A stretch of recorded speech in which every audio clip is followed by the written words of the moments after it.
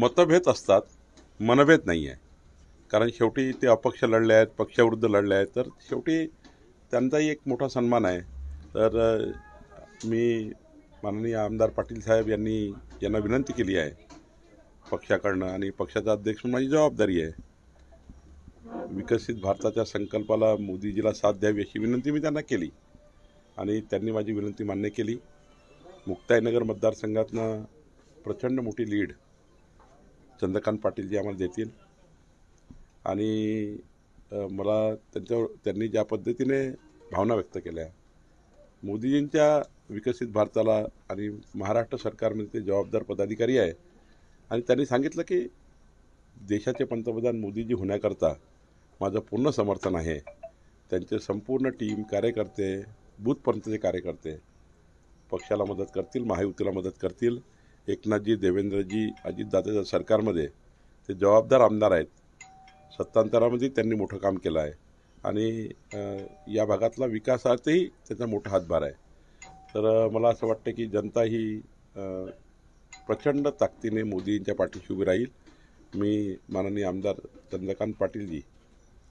चंदूकाका पाटीलजी यांचं मनापासून आभार मानतो. त्यांनी आम्हाला समर्थन दिलं, पक्षाला समर्थन दिलं आणि पक्षाकरता काम करण्यास त्यांनी ठरवलं.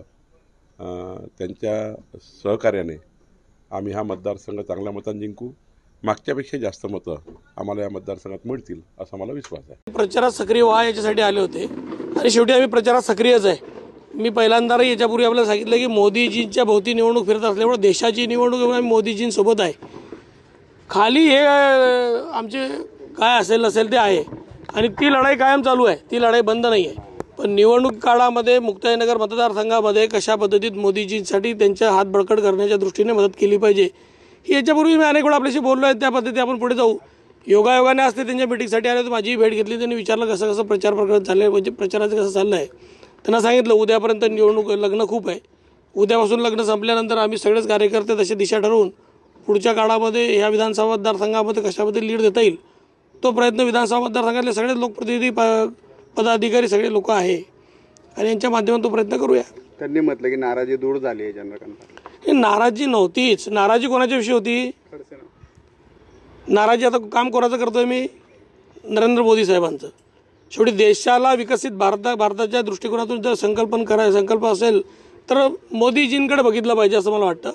आणि खऱ्या अर्थाने आत्मनिर्भर भारत करण्याच्या ह्या बेरोजगार तरुणांना रोजगार देण्याच्या दृष्टीने आपल्याला प्रयत्न केले पाहिजे. म्हणून मोदीजी टार्गेटेड आहे. आज खऱ्या अर्थाने निवडणूक मोदीजींची भोवती फिरते आहे. ह्याच्यापूर्वी मोदी तशीच निवडणूक झाली आणि आजही तशीच निवडणूक होईल असं मला वाटतं. त्यामुळे आम्ही त्याच्यामध्ये खारीचा वाटा उचलला पाहिजे त्या दृष्टीने प्रयत्न करतोय.